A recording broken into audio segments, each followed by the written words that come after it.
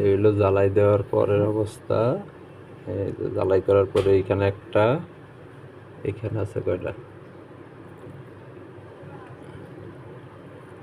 এখানে আছে দুইটা।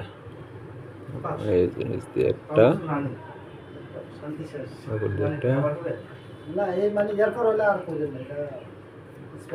আমি সবগুলো জ্বালাই করে দিই। বর্তমান প্রযুক্তি তো খারাপ। বর্তমান প্রযুক্তি হলো আপনার মগটা ধরো এনে।